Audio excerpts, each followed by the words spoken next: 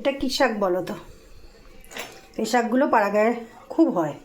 এগুলো হচ্ছে মেথির শাক।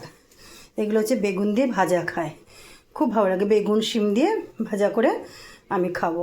এগুলো কুটবো কীভাবে জানো? ঠিক এতটা করে ডগ নেব, নিয়ে কুচি কুচি করে কাটবো। দেখো আমি কী দিয়ে ভাজি। তোমাদেরকে মেথি শাকটা দেখিয়েছি, আমি এবারে এইভাবে কুচি কুচি করে কেটে নিয়েছি। হ্যাঁ, ডান্টিগুলো কিন্তু আমি সবই ফেলে দিয়েছি, শুধু একটুখানি ডগের দিক থেকে আমি কুটি কুটি করে নিয়ে কেটে নিয়েছি। এবারে আমি 5 ফোড়ন আর হচ্ছে শুকনো লঙ্কা ফোড়ন দিয়েছি। আমি আগে শিমটা দেব।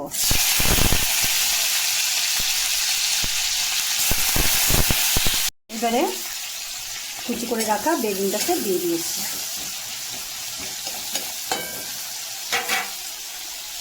বেগুনটা যখন গলে যাবে আমি আর একটা জিনিস দেবো, সেটা দিলে স্বাদটা আরও সুন্দর লাগবে মেথি শাকে।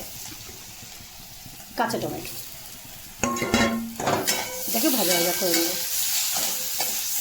বেগুনটা যদি না গলে কাঁচা টমেটো দিলে বেগুনটা আর গলবে না।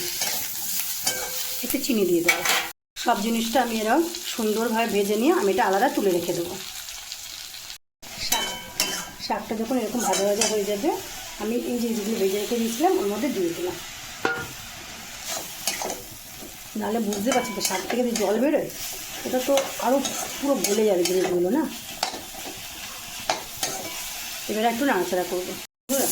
তোমরা যদি মনে করো যে শাকটার মধ্যে একটু জল আছে, একটুখানি অল্প করে ময়দা দিয়ে দেবে।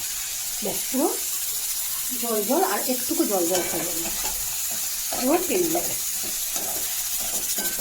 পুরো শুকিয়ে যাবে। দেখো ভাজাটা, ব্যাস আমার ভাজাটা হয়ে গেছে। আমি একটু উপরে সর্ষের তেল ছড়িয়ে চাপা দিয়ে রেখে দেবো, পুরো শুকনো হয়ে গেল।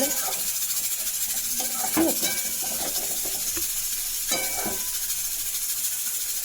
আর টমেটোটা কাঁচা টমেটো দিয়েছি তো আরও সুন্দর লাগবে। হয়ে গেছে, আমি এবার এটাকে চাপা দিয়ে রেখে দেবো। ব্যাস, আর কিচ্ছু করার দরকার নেই, আর একটু জলও বেরোবে না, যেহেতু আমি ময়দাটা দিয়ে নিয়েছি।